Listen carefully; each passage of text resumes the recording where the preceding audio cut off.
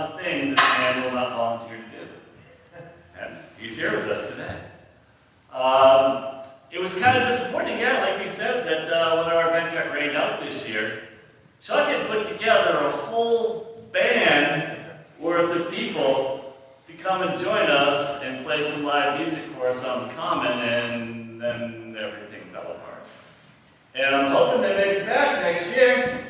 Heck yeah. All right. Always great to have some live music. All right, so welcome to our official luminary ceremony. Postponed. Let's see, June, July, August. A little less than 4 months.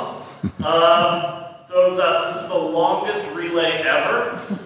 It started May 31st, and we're just going to finish it up tonight on September 27th, so we're all set. All right. The brave, the few, those who are still standing with us here today, that's what I like to see, my crew. All right, so I'm telling my story tonight. I haven't told my story in quite a while, actually, for Relay, so here we go. My story starts, way back when I was in college. Somewhere between the freshman and sophomore year of college, so what would that be? Summer of '89, is when I started having just an awful lot of acid reflux. And the acid reflux would just keep coming back and coming back and coming back. Who, after a number of years, he's like, you know what? You should probably get that checked out. You see, there's this thing called Barrett's esophagus. And Barrett's esophagus is what happens when you have acid reflux for a long period of time. And it burns and it heals and it burns and it heals and it burns and it heals. And eventually your esophagus is like, hey, cut that out. And transforms into a different substance, a different lining. It's kind of like the lining of your intestines, way more able to resist acid. So sounds pretty smart. So we're just gonna go take a scope every couple of years, see what's going on, make sure everything's okay. So that's what I did for a bunch of years.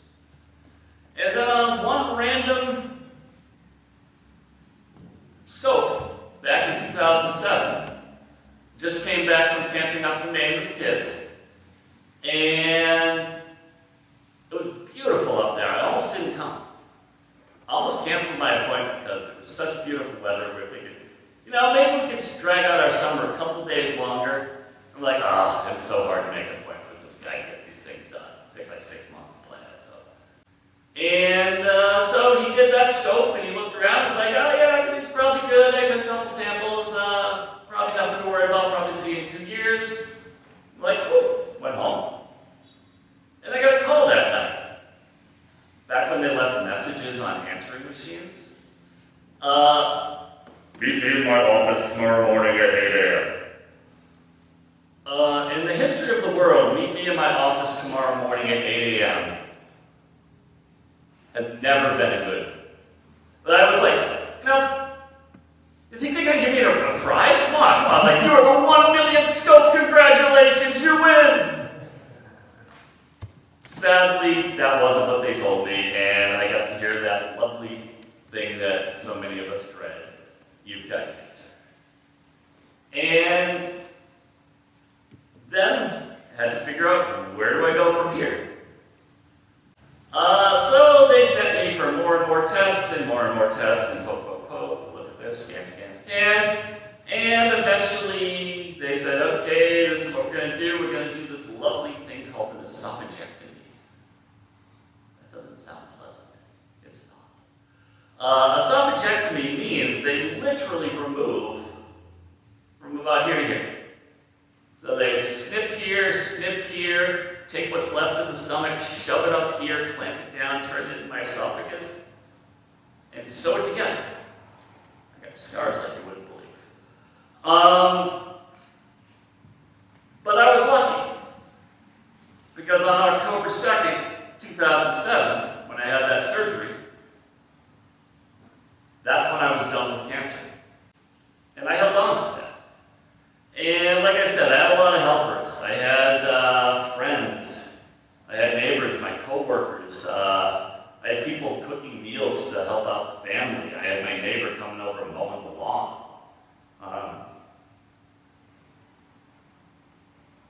That's when it hits weird. I'm not sure why.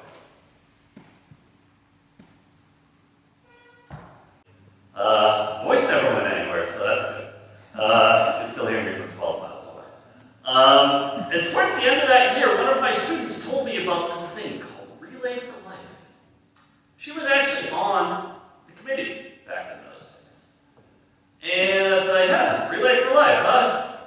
That's that thing that someone always borrows my tent for every year and sleeps out at night, and I don't know what the heck they're doing. So sure, why not? I'll go, I'll check it out. And so I went and I checked it out, and that's where I got the shirt, 2008. And I've just never stopped going. It hooked me. I did the survival lab my first year, and I said, wow, this is pretty cool. Saw one of my former students on stage giving speeches. I'm like, that's cool. And, you know, kind of, okay, this is kind of neat. I go back, and then the next year I joined a team. So my goal is to pay it forward. And that's what I was doing. And everything seemed to be going really well. Then about 9 years ago, my dad heard, you've got esophageal cancer. I was like, wow, that's not good. But hey, I got the right doctor for you. Got the surgeon we're going to go to. We're going to take care of you. Everything you need.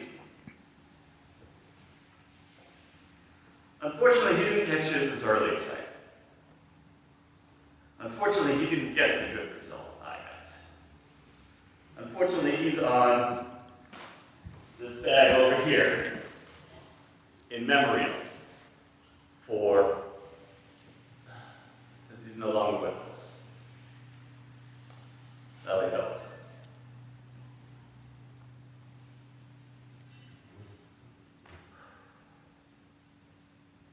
So why do I do what I do? How do I turn into the Brian Mahan who comes up and puts on crazy purple shirts and does all kinds of wacky things to try and raise money for Relay for Life? Well, one of the biggest motivators, these two sitting right here. All right, my kids.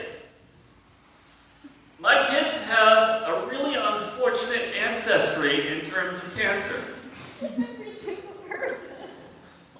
Both parents have heard you've got cancer. All 4 grandparents have heard you've got cancer. 3 of which they lost to cancer. So, we need to end this thing. It needs to end.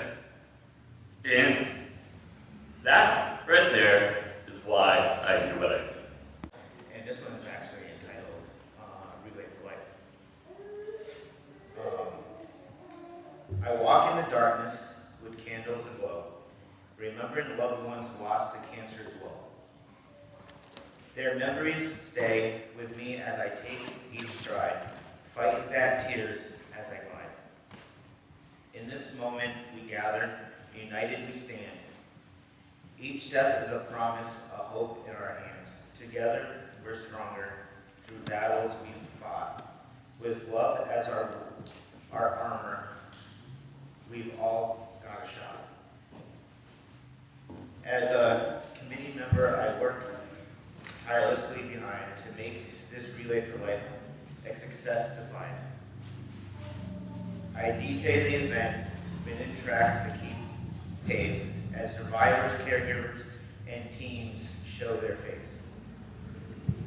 Cancer's taken so much from my life and my heart, leaving scars that never fade.